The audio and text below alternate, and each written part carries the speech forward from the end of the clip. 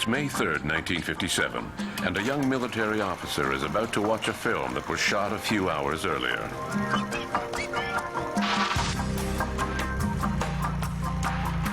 What he's watching is nothing more than a negative, but already he can tell that the images on the film are extraordinary. The film shows an unknown disc-shaped craft landing on the ground. 6 years later, this young officer, Leroy Gordon Cooper, became a national hero when he became the last American astronaut to fly solo in a Mercury capsule. As for the film he saw, its contents still remain a state secret. It is said that UFOs have always been an ongoing concern for the Army, both in the U.S. and abroad. Military commanders have even classified the subject as ultra-top secret. Are these rumors true? Are UFOs really a state secret? On December 30th, 1947, faced with a growing number of UFO sightings being reported throughout the country, Defense Secretary James Forrestal set up an investigation committee. The Air Technical Intelligence Center, or ATIC, was located at the Wright-Patterson Air Force Base in Dayton, Ohio. The committee was known as Project Sign. Before it even had time to determine protocol, the U.S. Air Force was faced with a crisis. On the afternoon of January 7th, 1948, barely a week after Project Sign had been created, Thomas Mantell, a pilot with the National Guard, crashed in his P-51 while pursuing a large silver-colored sphere over Kentucky. This incident was the first to be investigated by Project Sign. According to investigators, Mantell mistook Venus for an unknown craft. He was not wearing an oxygen mask, so he must have gone beyond a safe altitude, lost consciousness, and crashed to the ground. This explanation was far from convincing to military commanders. In 1952, the Mantell case was investigated by the U.S. Air Force, who concluded that the pilot had probably mistaken a skyhook balloon for a UFO. There's a significance to Mantell which is very important, I think, and that is that the Mantell case came in the 1940s just after the birth of the flying saucer phenomenon, if you like, when Kenneth Arnold had named the flying saucers.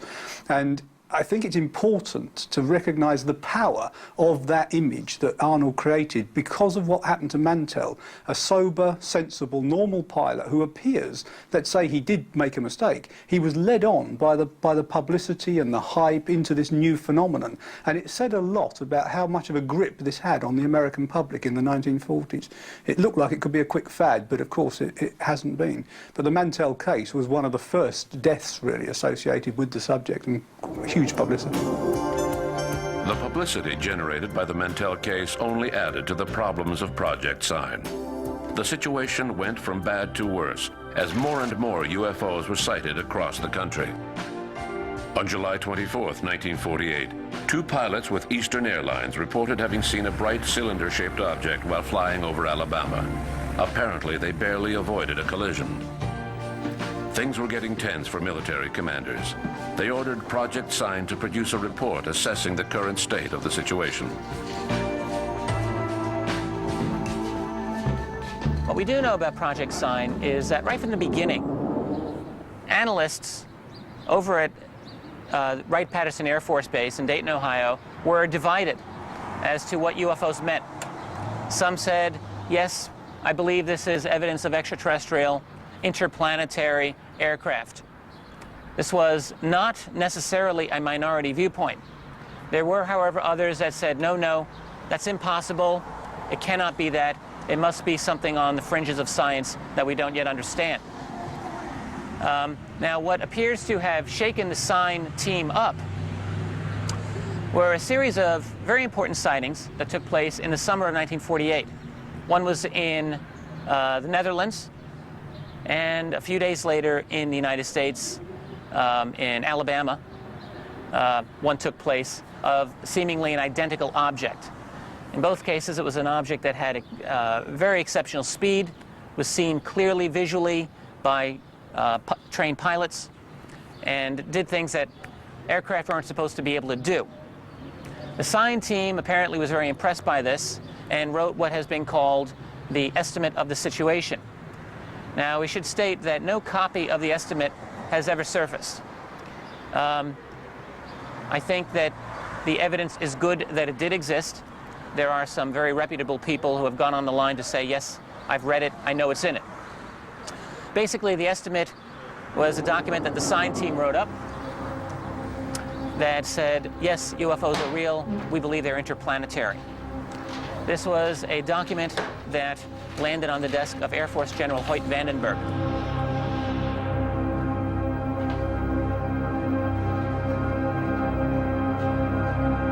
According to the story, Vandenberg said, I'm not going to accept this conclusion. Give me something different. Whereupon the sign team came back and gave him something different. And after that, the extraterrestrial thesis went out of favor among Project Sign.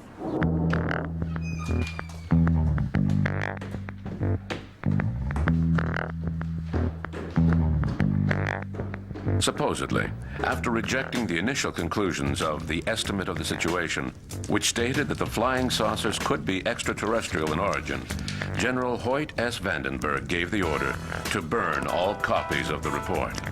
In February 1949, ATIC submitted a new official report, which contained no reference whatsoever to extraterrestrials.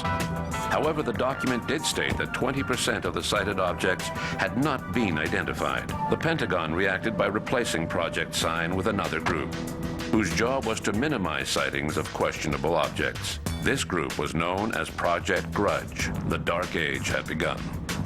11 months later, an announcement was made that UFOs were nothing more than a case of mistaken identification, mass hysteria, or hoaxes. Military commanders knew better. In September 1951, after extraordinary sightings were reported over New Jersey, the U.S. Air Force revived its Project Grudge.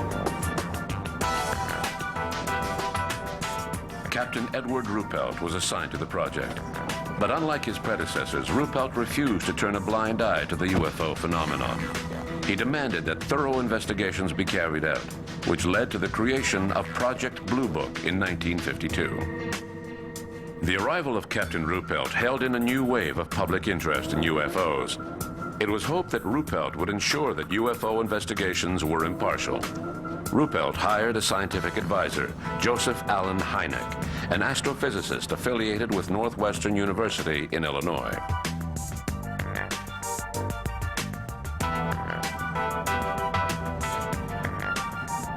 Unfortunately, political winds changed direction in July 1952, when UFOs were sighted over the nation's capital.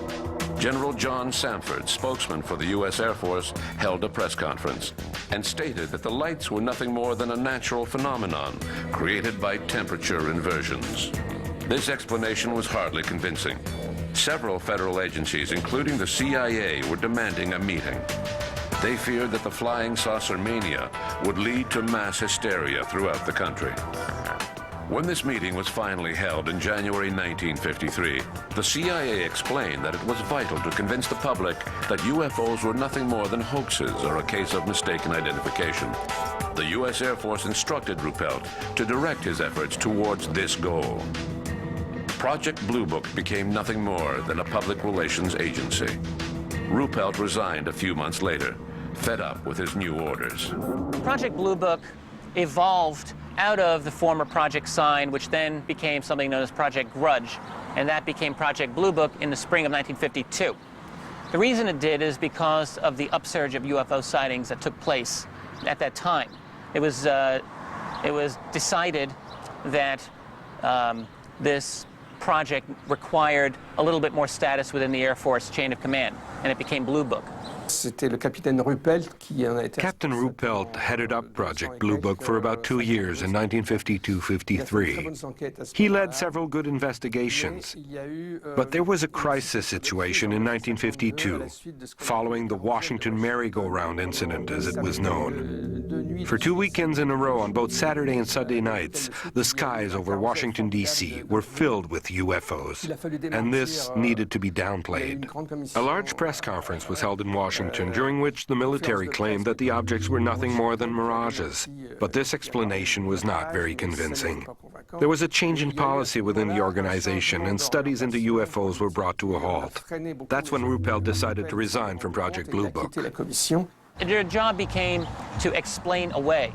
We know this because of now declassified documents that lay out the matter very clearly to the Blue Book staff, which is, you know, if you have something that is easily explainable, this is what you tell the public. If you have something that is not easily explainable, don't talk about it to the public. It was a very clear recommendation. Their job was to get the unexplained percentage to an absolute rock bottom minimum. The goal of Project Blue Book was now to find natural explanations for UFO sightings. A key player in this game was Alan Hynek, an astronomer who worked on the project for nearly 20 years until the end of the 1960s. It was basically the first official investigation into the reports of UFOs. There was no actual Blue Book, but Blue Book amounted to the code name for all the UFO reports being collected together and examined by the university, apparently independent of the government. In fact, it was more independent than the government probably intended, because Hynek was gamekeeper turned poacher. He eventually became one of the leading lights of the UFO industry, and indeed for some time he was kind of playing a double game. But it took into account mainly lights in the sky and distant objects, flying saucers if you would, but it also it took in the high strangeness cases, such as the cases of entities seen in Kentucky, for example, in 1955 and so on, and it would examine several of those kind of reports. It was to some extent a cover-up. They already had determined, the CIA had already determined, that they were interested in certain aspects of the UFO phenomenon, such as how rumour circulated amongst the population and so on. So it was a study of a lot of that aspect as well. It was in effect, though, the first US government study, and it would lead on in the end to the Condom Report in 1969 in government's in due course. Up until the mid-1960s, Project Blue Book played its role as a public relations agency, downplaying UFO sightings and reassuring the public that flying saucers were nothing more than natural phenomena. Then, in the spring of 1966, UFOs descended on 3 Michigan towns: Ann Arbor, Dexter, and Hillsdale. The U.S. Air Force quickly dispatched Alan Hynek to the scene. The astrophysicist proposed that the phenomena had been caused by methane swamp gases. It was the beginning of the end for Project Blue Book. The swamp gas incident that occurred in the 1960s, and which was particularly brought to bear by Professor Alan Hynek, who wrote it up in his book, The Hynek UFO Reports and so on. Basically, in Ann Arbor, in Michigan, there were a lot of reports of lights and so on in the skies. Looking back on that now, we might assume that if they weren't structured craft and so on, which was obviously speculated by the UFO people at the time, that they might be something more like tectonic activity that we've seen in places like Hessdalen and so on, where we think that sort of earth movements are causing these lights. But at the time, these lights were thought to be some sort of phenomenon in Ann Arbor. And an explanation was given, which wasn't that absurd, really, which was that it could be igniting swamp gas that was creating the light. Unfortunately, it was kind of picked up by the tabloids of the time and so on. And they made a big point about what seemed to be the government explaining away UFOs as just swamp gas. And I think the government has done some stupid things, and they quite rightly are pulled up by this. But in fact, on this occasion, it may not have been that silly a case. Having said that, what happens when you get flaps like that, like Warminster, like Hessdalen, Gulf Breeze, Ann Arbor and so on, is that you've probably got real UFO incidents there, and these other things get seen by people who get very excited, and then the whole thing becomes a flap, and of course a lot of nonsense gets into the data reported. I think there were probably some real cases in there, but unfortunately the whole thing became a complete fiasco because of this so-called cover-up of using this swamp gas explanation. Dissatisfied with Hynek's explanations, the press hounded Project Blue Book for the truth. In the midst of the upheaval, military commanders set up an ad hoc committee made up of military officers and scientists. They concluded that it would be best for a civil agency to take over, relieving the Army once and for all of its UFO problem. The Air Force dumped the problem into the lap of the University of Colorado. So basically what had happened is that Project Blue Book had lost all credibility at this point. the U.S. Air Force had lost credibility on this project. People weren't believing the Air Force answers that it was all weather balloons, or it was all ball lightning, or some other kind of, the planet Venus every single time.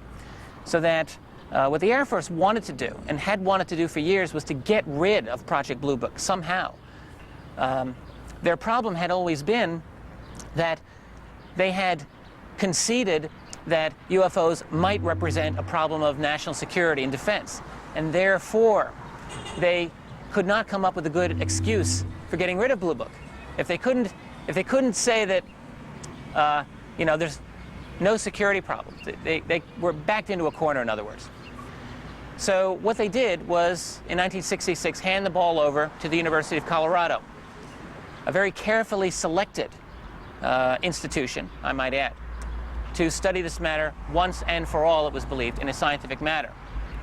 The Colorado Project, also known throughout history as the Condon Committee, lasted for about 2 years.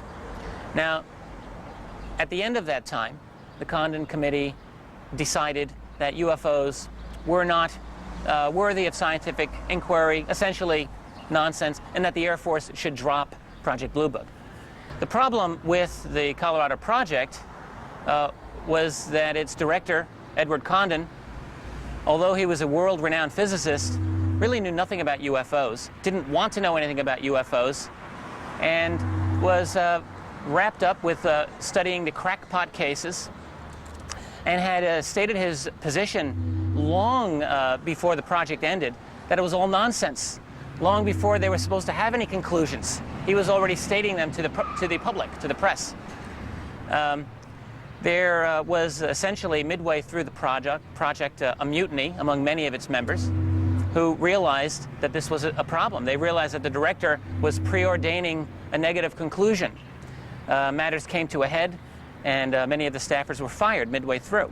There's also a memorandum issued by the second in command of the project, a man by the name of Robert Lowe, who in 1966, at the beginning of the project, wrote an internal-only memo, which said that the trick of what we do will be to convince other scientists that we are actually engaging in a serious study of this project, when in reality we have no expectation of finding anything at all. Now, that memo leaked out about a year into the project and caused a very, very big controversy. So there were things like this that showed that the project may not have been an impartial study. Certainly, if you review the Condon Committee report, there are many deep flaws with it. It is a deeply, deeply flawed scientific document. The conclusions did not match the data. Some reports were well investigated, others were not. And so that it was a very spotty report. For a document that was supposed to solve the UFO controversy, it did not do it. Now, none of that really seemed to matter. The Condon Committee report was released in January of 1969, and the press basically said, oh, okay, nothing to it, end of story. The Air Force said, thank you very much, we're done with Project Blue Book. By the end of the year, Project Blue Book had been disbanded. So in a sense, the Condon Committee was messy, but it did the job. The conclusions of Project Colorado were so incoherent that people wondered whether Dr. Condon had even bothered to read the report before drawing his own conclusions. Once the Condon report was released and Project Blue Book was disbanded, the U.S. Air Force disassociated itself with the UFO issue. Officially, that is. After 1969, the U.S. Air Force has continued to maintain that it no longer investigates reports of unidentified flying objects, or UFOs. This has been its consistent position now for over 30 years. This is patently untrue. We know, for instance, that there have been many intrusions of sensitive airspace that took place in the 1970s over the U.S. northern border and in Canada at the Falcon Ridge Air Force Base in Ontario. Many airspace violations along the U.S. northern border in November of 1975. And this received significant attention by the U.S. military. We know that they investigated it. We also have a memo from 1969 by General Carol Bolender, which stated that the important UFO files that affected national security were not part of the Blue Book system. He was very clear about this. So that certainly there is more than sufficient reason to believe that UFO investigations continue. There have been discussions of possible projects such as Aquarius, another project known as Moondust, and others. Projects such as these that have been said to exist, and I think such projects probably do exist. It's hard for me to say specifically, for example, what was the history of Project Aquarius. We don't really have much information about this. And the documents that discuss Project Aquarius have themselves been disputed in their authenticity. It's very hard to know exactly what it was about. What is clear is that examination and study and investigation of UFOs has continued to the present day.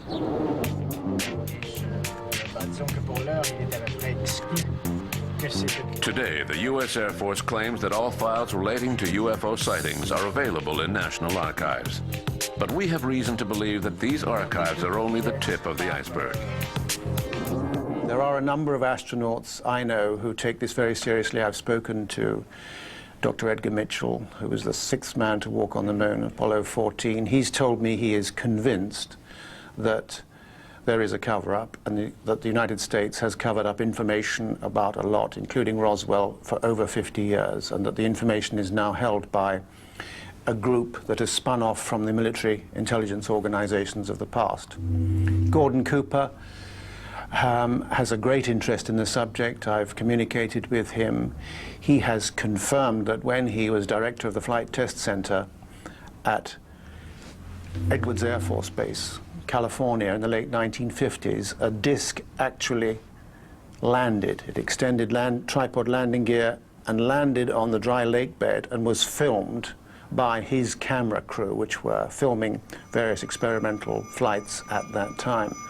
He's confirmed that the disc was around 30 feet in diameter. He did not see this event, but he studied the film, and he was ordered to send it by pouch to Washington, and it hasn't been seen or heard of since.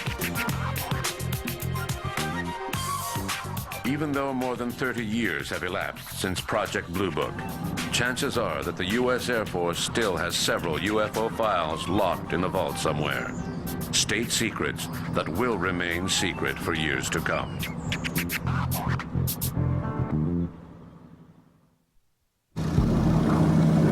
After the Second World War, most NATO countries looked to the U.S. to solve the UFO problem. But that didn't stop them from carrying out their own investigations. In the early 1950s, the Canadian Air Force and the Department of Transportation held several meetings to discuss UFOs. These meetings were known as Project Second Story. In March 1953, the committee concluded that there wasn't anything in the UFO file worth pursuing. Up until 1967, when the Canadian Army released its UFO files to national archives, the military had done only a few cursory investigations to ensure that the sightings were not a risk to national security. Even today, the Army is keeping a discreet eye on UFO sightings, but only for security reasons. It keeps a close watch on air traffic.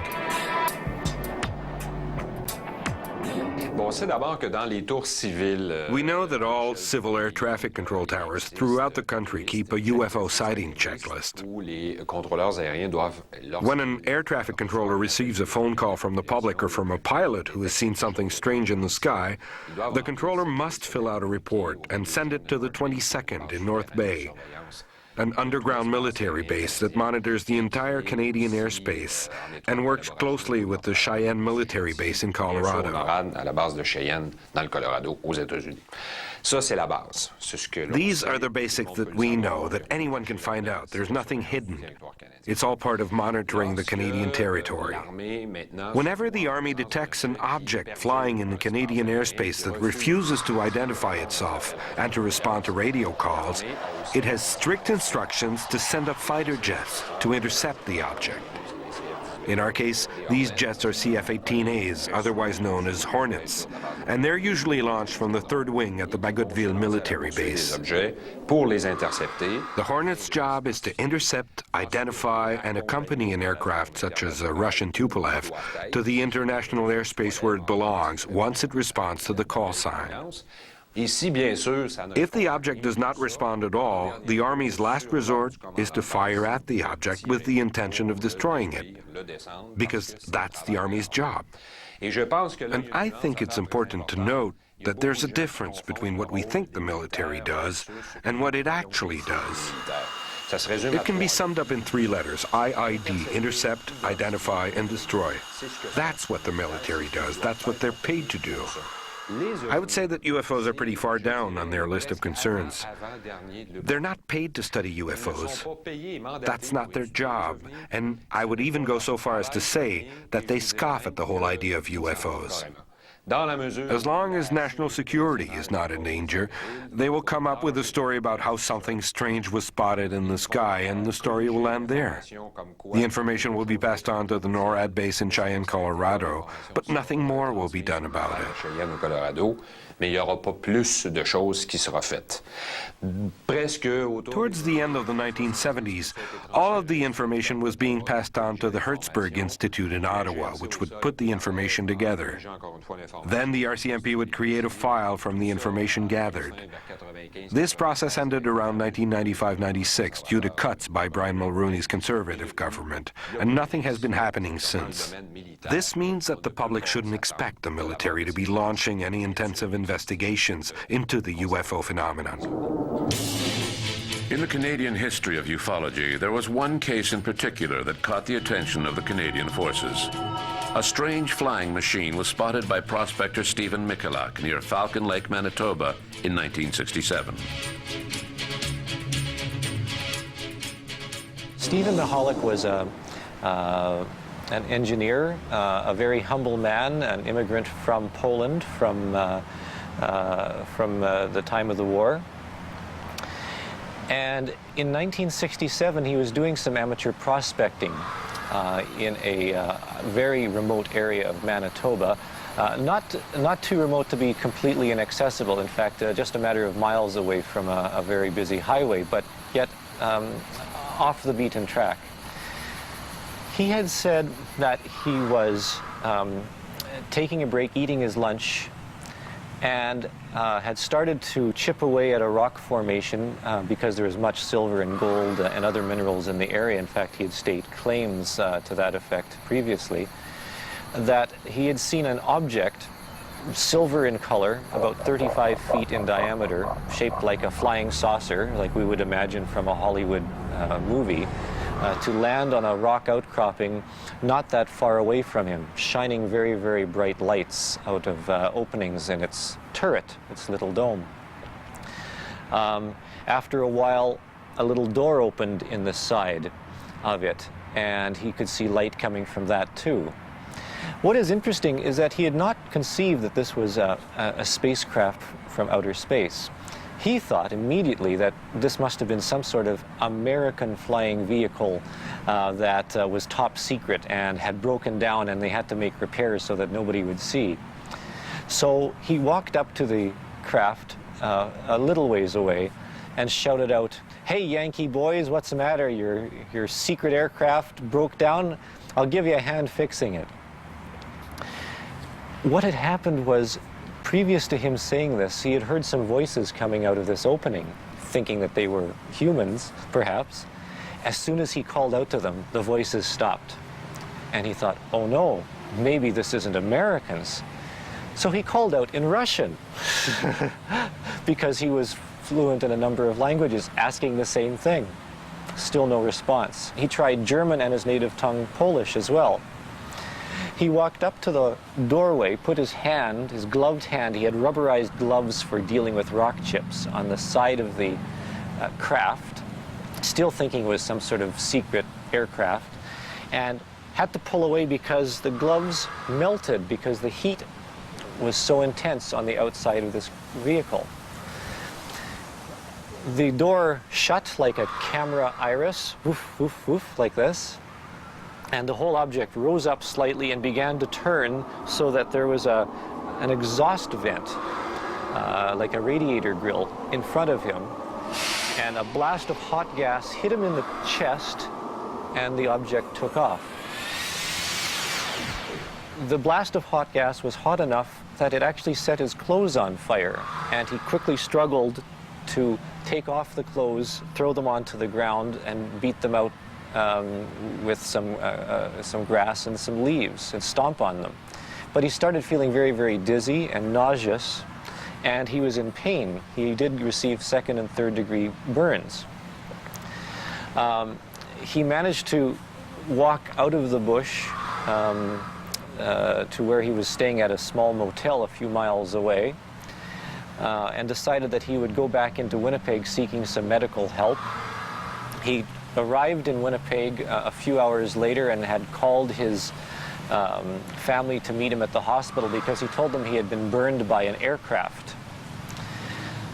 The doctors at the hospital in Winnipeg treated him for the burns and didn't know what to make of some of his other effects. He was dizzy, he was vomiting, he was very much out of sorts. Only later did he actually explain to his family what had happened, and he thought that because this was some sort of secret aircraft and perhaps it wasn't a Canadian or American craft, that it was some other device, that he should tell authorities about this. So he contacted one of the newspapers in Winnipeg and told a reporter about his experience. And when the reporter heard the fantastic story, it broke all across Canada, in fact around the world, and it became one of the most intensely investigated reports in all of North America. At first, the authorities turned over the investigation to Sergeant Paul Biskey of the Canadian Air Force. His report was filled with contradictions. Biskey recognized that Michalak was honest, yet he remained convinced that the whole thing was nothing more than a hoax or a hallucination. Biskey was very much against the notion of flying saucers. In fact, he, in an interesting letter which we have found on file, described how he was going to get Mr. Michalak drunk at a bar to try and loosen his lips to come forth with the truth about what happened. He was looking for any explanation, any reason why what Michalak had said really didn't occur, and I believe was a detriment to the investigation. Perhaps dedicated, but he was so convinced that the case could not have occurred that perhaps he went a little bit overboard in his evaluation. Biskey's conclusions were not accepted unanimously by the authorities, especially since radioactive ground samples were taken from the site. I actually grew up very close to where Mr. Michalak lived. In fact, as a child, I played with one of his sons. And I remember his son telling me one time that his father had been burned and was very, very sick, and I didn't think anything of it at the time. But later on, as I continued my connection and relationship with the family, I became interested in the UFOs and flying saucers and asked more questions about what had happened, and he showed me the burns on his legs and what was left on his body at that time, some of the material that had been left, and told me this fantastic story. So on the one hand, we have a fantastic story, but it is backed up by some physical evidence, some material on the ground, the evidence of the burns on his body, plus the astounding testimony and expert testimony of some of the investigators. So I suppose, depending on who you talk to, it's either one of the best cases ever on record of a person encountering a flying saucer and being burned by it, physically injured, or an elaborate hoax. And if it is an elaborate hoax, it is surely one of the most profound ever on record with the most incredible evidence.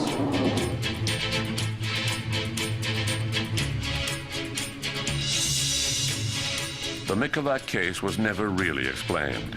Even today, 35 years later, part of the Michalak file is still inaccessible, classified as a state secret by National Defense.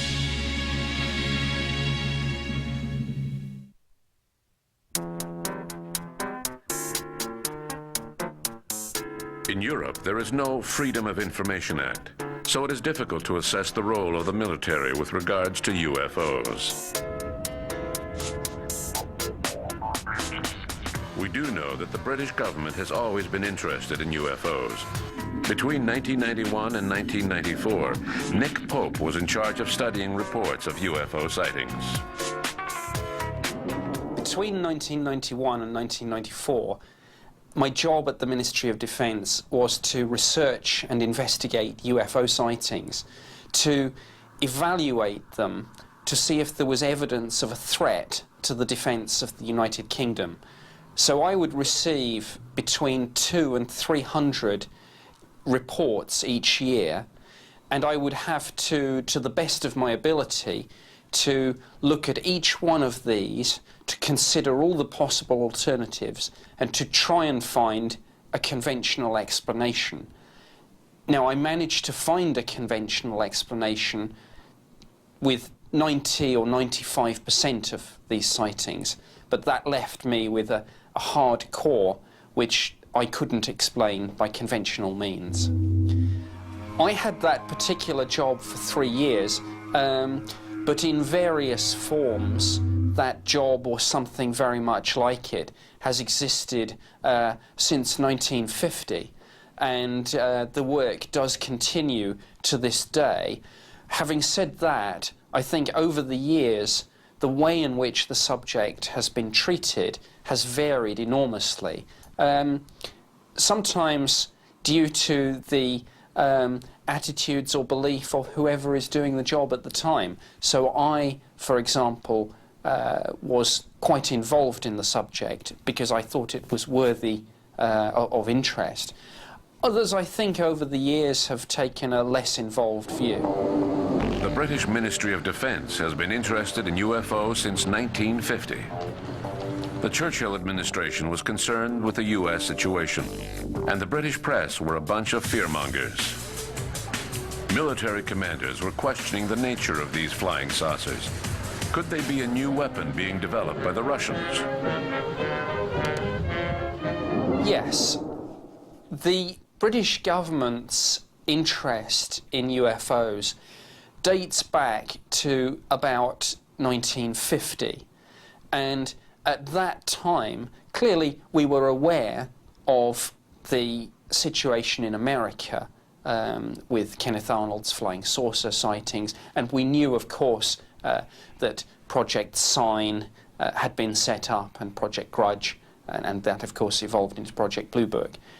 In 1950, a very eminent scientist in the British government, Sir Henry Tizard, one of the founding fathers of radar technology, felt that UFO reports could not be dismissed and should not be dismissed without some form of proper investigation. And so the Air Force and Air Force intelligence was tasked with setting up a working party to look into this. This was known as the Flying Saucer Working Party. It formed in 1950, and it reported formally its conclusions in 1951. Its conclusions were quite skeptical and drew heavily on the American party line, that these things were generally either misidentifications or hoaxes.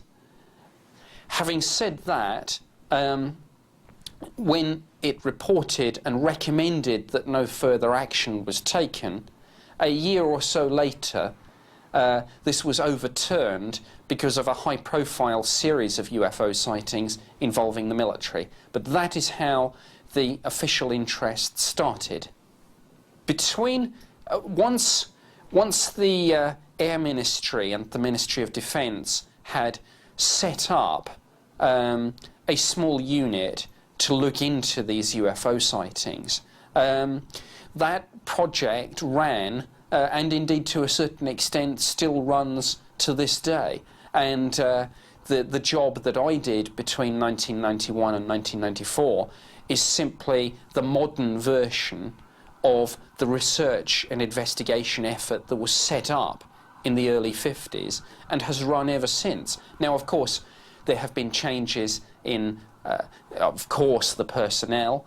There have been changes in the way in which these incidents have been investigated, but essentially it is the same project, and the fundamental brief has not changed. That is, to look at the sightings, to satisfy ourselves that there is evidence of no threat to the defence of our country. By definition, the Army is secretive and doesn't reveal information to the public. It prefers to keep silent rather than work openly with ufologists. But a few years ago, the Belgian Army decided to cooperate with a group of Brussels ufologists.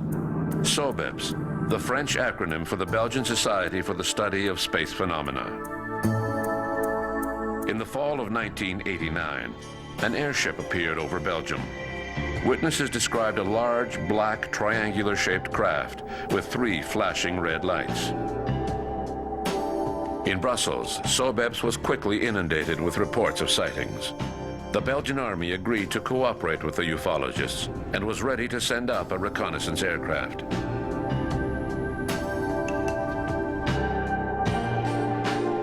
On March 30th, 1990, a triangle was detected on radar screens at Semerzac Station.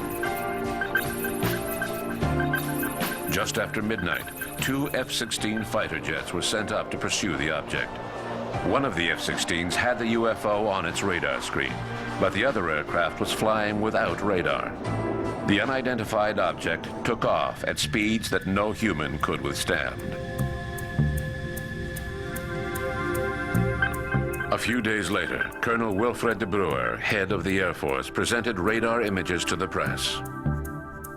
They were quite astounding. The images showed that the spacecraft had accelerated at a speed of 30 to 40 Gs. At the same time, Colonel de Bruer rejected any possibility that the UFO could be some sort of secret prototype. The Belgian wave of sightings lasted until 1994. Now, 10 years later, they have yet to come up with a concrete explanation for all of the sightings reported. What's important to remember is not so much the sightings themselves, but rather the open dialogue that took place between a group of ufologists and the National Army. This joint effort was much more important than you may think. To carry out a thorough investigation, researchers need to know all of the data, and the best reports are often found in military files, because they are written by experienced pilots, and they are supported by physical evidence such as radar echoes. These files are rarely released to civilian researchers, the Army claiming that they must remain confidential for security reasons. Ideally, state agencies would be set up throughout the world, managed by an international body such as the UN. But the world is not ready for such an organization just yet. Towards the end of the 1970s, several meetings were held at the UN to discuss UFOs. Among those who attended were Professor Hynek, former advisor to the U.S. Air Force, astronaut Gordon Cooper, and several other key figures. The meetings were presided by Kurt Waldheim, who was Secretary General at the time. The idea was to hold an international debate on UFOs. Unfortunately, the meetings were short-lived, since an American diplomat threatened to complain to the Senate that American funds to the UN were being used to study UFOs. Proof that before God, we are all equally wise and equally foolish.